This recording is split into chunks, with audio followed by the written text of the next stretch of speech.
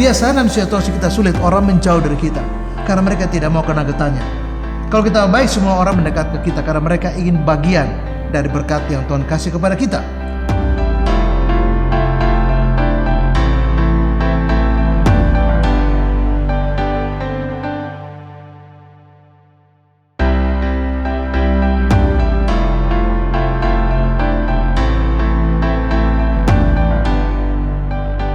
Saya bersyukur karena hari ini kita boleh dapat kesempatan untuk belajar satu lagi bagian firman Tuhan. Tema saya hari ini adalah Tuhan sang pendamping yang setia. Saya baca dari 2 Timotius 4 ayat 16, 17. Saya baca 2 ayat ini. Pada waktu pembelaanku yang pertama, tidak seorang pun menampingi aku, membantu aku. Semuanya meninggalkan aku. Kiranya hal itu jangan ditanggungkan atas mereka. Ayat 17. Tetapi Tuhan telah menampingi aku dan menguatkan aku supaya dengan perantaranku Injil diberitakan dengan sepenuhnya. Dan semua orang bukan Yahudi mendengarkannya. Dengan demikian aku lepas dari mulut singa. Ada 5 hal yang penting dari teks ini. Yang pertama, bahwa ini terjadi di masyarakat Efesus, kisah ini. Jadi terjadi di masyarakat Efesus, dan Paulus mengatakan kepada Timotius, perhatikan orang yang namanya Alexander. Timotius tahu juga karena Timotius ikut di tim itu. Nah, Alexander siapa? Dia seorang tukang tembaga, seorang pengusaha yang tidak suka dengan Paulus. Dia seorang yang punya power karena dia banyak uang. Dia pengusaha. Nah, dia kemudian mencari alasan untuk mempersulit Paulus, bahkan mengancam Paulus dan menuduh Paulus dengan tuduhan yang sangat keji, memutarbalikkan kebenaran, dan Paulus menanggung tuduhan dari Alexander. Nah, dikatakan bahwa dia sangat menentang ajaran kita, dan kamu Timotius harus waspada kepada orang itu. Jadi pengalaman di Efesus itu mengingatkan pada pengalaman ditentang oleh seorang yang bernama Alexander. Dan dalam pengalaman kita seringkali kita mengalami hal yang sama. Ada orang-orang yang seperti roh Alexander, menentang kita, tidak suka dengan kita, tidak suka dengan kekristenan, tidak suka dengan kebenaran. Dan itu dikatakan Yesus ketika bicara dengan Nikodemus bahwa ya, manusia itu senang sekali untuk mencari pembenarannya sendiri. Atau Yesus harus mengatakan bahwa manusia itu lebih menyukai kegelapan walaupun terang itu sedang datang buat mereka. Nah, ketika itu terjadi, maka pengalaman Paulus di Efesus diceritakan ulang, ingatkan Timotius bahwa ada orang-orang yang seperti Alexander.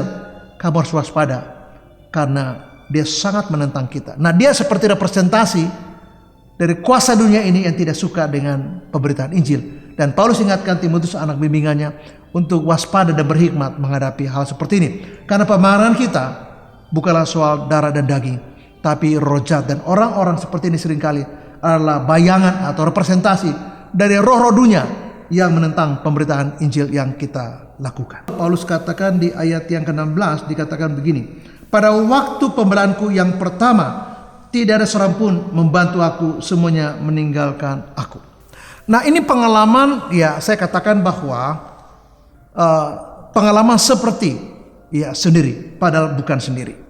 Seperti sendiri karena terlihat sendiri, bahwa tidak ada orang yang membantu Paulus. Biasanya dalam situasi kita sulit, orang menjauh dari kita karena mereka tidak mau kena getahnya. Kalau kita baik, semua orang mendekat ke kita karena mereka ingin bagian dari berkat yang Tuhan kasih kepada kita. Contoh, ketika kita punya jabatan yang bagus, semua orang akan datang dan mengaku dia adalah teman baik, saudara, dan sebagainya. Karena apa? Mereka ingin sesuatu dari kita. Tapi ketika kita jatuh atau kita dalam kondisi yang seperti Paulus di sini, semua orang kemudian menjauh daripada kita, dan tidak ada orang di sana, sehingga kita merasa kita sendiri, terlihat sendiri, tapi kita tidak sendiri. Mengapa? Karena Tuhan Yesus berjanji bahwa dia tidak akan tinggalkan kita. Nah, Paulus mengalami hal seperti ini, dan ini berat. Merasa sendiri karena tidak ada orang di samping kita yang membela kita, membantu kita, itu berat. Kenapa? Karena dukungan orang yang dekat kita, yang betul-betul mengerti kita, mendoakan kita, kita merasa bahwa kita tidak sendiri. Dan faktanya seringkali itu juga kita alami. Ketika seorang istri bergumul karena suaminya pergi meninggalkan dia, berat sekali. Dia merasa sendiri, memang terlihat sendiri. Tapi percayalah, Anda tidak sendiri karena Yesus berjanji akan menyertai Anda. Dia berjanji tidak meninggalkan kita, bahwa kemudian kita ditinggalkan oleh orang yang seharusnya dalam ini suami udah menampingi kita dan mengasihi kita. Yesus tidak akan tinggalkan kita. Mengapa? Itu janjinya. Ya, sehingga sekalipun ayah dan ibuku meninggalkan aku, kata pemazmur, Tuhan tidak meninggalkan aku.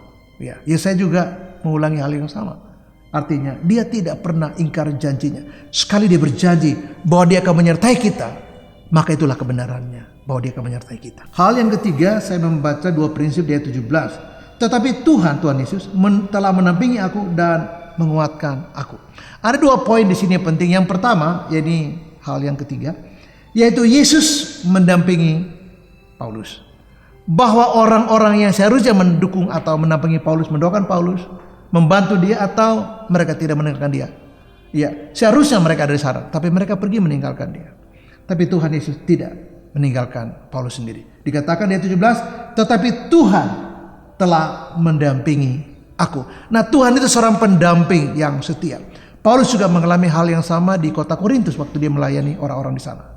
Yaitu ketika satu malam, Paulus sudah sangat hopeless. Dia sangat takut, dia sangat gelisah, sangat cemas. Karena tekanan dan datang bertubi-tubi, begitu beratnya. Yesus datang dan mengingatkan Paulus untuk Paulus tetap memberitakan Injil dan jangan diam.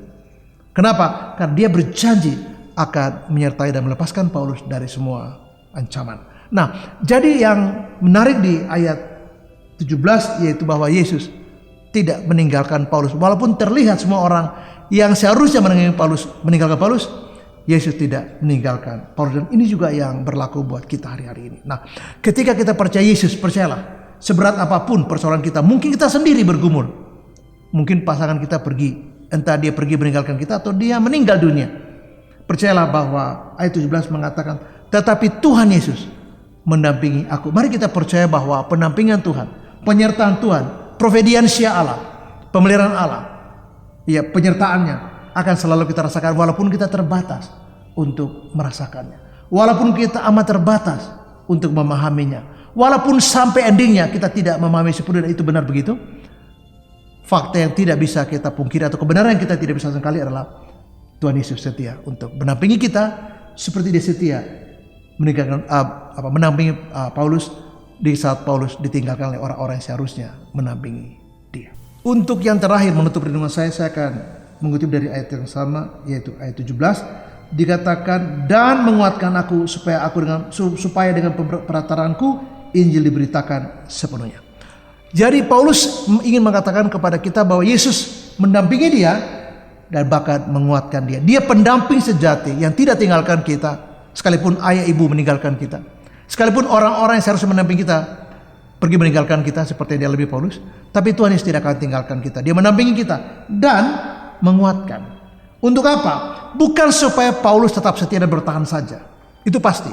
Bukan supaya sekarang Paulus bisa melewati ancaman atau tantangan dari orang-orang seperti Alexander yang memang senang untuk menentang pemberitaan Injil. Memang doyan sekali, suka sekali mendatangkan kekacauan, mempengaruhi orang, memprovokasi orang untuk menentang panggilan pelayanan kita memberitakan Injil.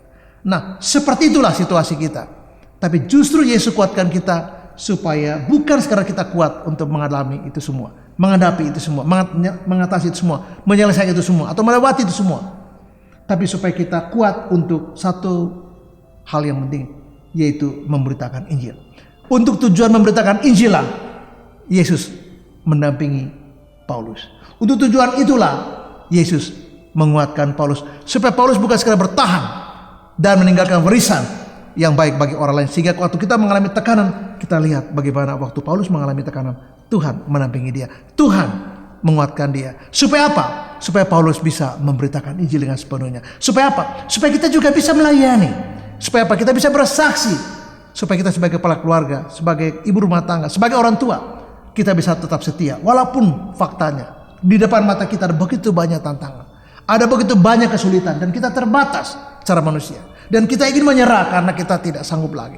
Kita sudah sangat hopeless sekali.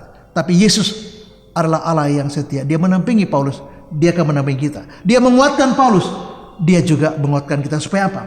Supaya Paulus memberitakan Injil dengan sepenuhnya, supaya kita bisa juga bersaksi tentang Yesus di dunia ini. Kita juga bisa membimbing keluarga kita melewati ini semua. Mengapa? Karena Yesus yang menampingi kita, Yesus yang setia menguatkan kita, sehingga kita bisa melakukan apa yang seharusnya kita lakukan dalam kehidupan kita pribadi, rumah tangga, pekerjaan, dan juga pelayanan kita bagi bangsa ini. Tuhan Yesus memberkati dan shalom.